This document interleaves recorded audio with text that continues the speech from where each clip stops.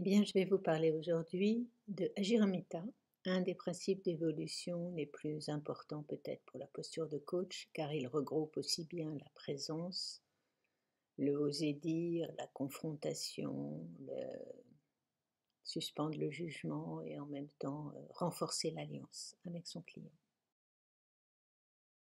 Donc, c'est quoi les préalables et qu'est-ce qu'il faut avoir posé pour pouvoir agir en méta? Eh bien, vous vous en doutez, il faut avoir posé un pacte.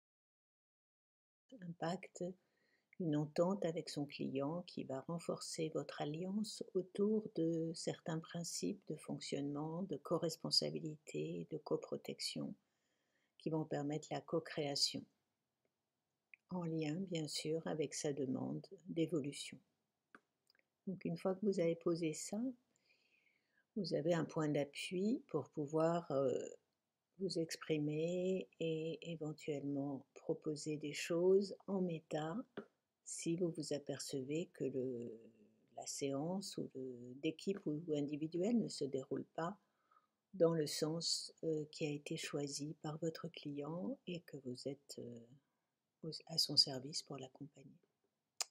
Donc poser tous ces principes au démarrage et notamment aussi d'avoir posé un espace méta. Ça va vous faciliter les choses si vous pensez à le poser dans le début. Alors ça peut être un espace près d'une fenêtre, d'une porte, quelque chose d'un peu différent qui va faire se lever à un moment donné pour pouvoir aller regarder ce qui se passe dans la relation et interrompre momentanément le fil du coaching. On appelle ça faire une pause méta. C'est également tout à fait possible en visio puisque vous pouvez demander à la personne de choisir dans son écran un endroit par ici, par là et de pouvoir dire, ben voilà, si quand on en aura besoin, on ira, on se lèvera pour aller faire cette pause méta. Ensuite, mais qu'est-ce qui se passe? Le coaching se déroule et vous écoutez. Donc là, c'est les qualités de présence à vous-même, à ce qui se passe chez l'autre, qualité d'observation fine, subtile de ce qui se passe. Et vous vous rendez compte, par exemple, que vous posez des questions et qu'il ne répond pas, ou autre chose, qu'il y a des silences, qu'il y a des émotions qui ne sont pas exprimées, des gestes qui manifestent pour vous autre chose que ce qui est dit. Donc vous êtes en alerte et vous vous rendez compte que là, c'est important d'intervenir. La troisième étape, c'est donc de proposer une interruption, une pause méta pour aller regarder ce qui se passe entre vous ou ce qui se passe au sein de l'équipe. Et là, si vous l'avez choisi, il peut y avoir des placements de façon à aussi mettre le corps en mouvement. La quatrième étape consiste à dire, ben voilà, voilà ce que je ressens, voilà ce que j'observe. Et donc le coach partage soit de la confusion, soit des choses qu'il a vues et des non-réponses, enfin des choses qui se répètent et qui ne permettent pas d'avancer. Et il demande à son client si de son côté, comment lui perçoit la relation. Qu'est-ce qui fait qu'il ne répond pas aux questions? Qu'est-ce qui fait qu'il répond autre chose ou qu'il a l'air un peu confus? Qu'est-ce qui se passe? Et donc là, c'est vraiment important de laisser aussi le client exprimer son vécu de la relation. En collectif, vous faites parler l'ensemble du groupe sur leur vécu, leurs ressentis, les pensées non dites. On essaye de passer de tout ce qui est implicite, soi-disant qu'on ne dit pas, mais qu'on croit que l'autre sait, en le rendant un peu plus explicite. Et puis, la dernière étape, ou l'avant-dernière, c'est de décider ensemble qu'est-ce qu'on fait pour faire autrement.